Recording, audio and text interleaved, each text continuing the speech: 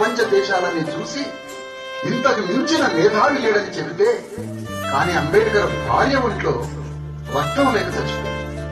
కోట్ల మంది మన ప్రజలకు రక్తం పోసి అంబేద్కర్ తన భార్యకి రక్తం లేక చంపుకున్నాడు.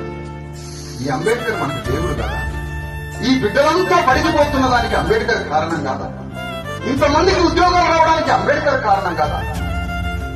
ఒక రోడ్డు రావడానికి అంబేద్కర్ కారణం.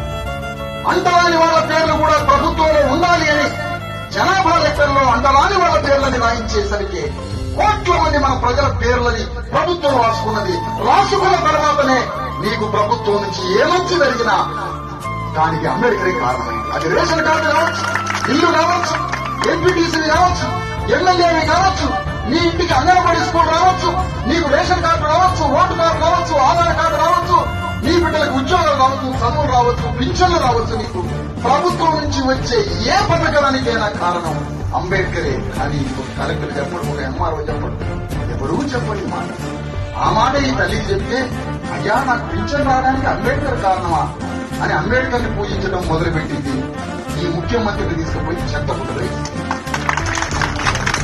అది ముందే గ్రహించి అంబేద్కర్ దేవుడు అన్న సంగతి, నీకు సర్వ హక్కులు రావడానికి ఆయనే కారణం అన్న సంగతి ఒక్కడూ చెప్పకపోయా.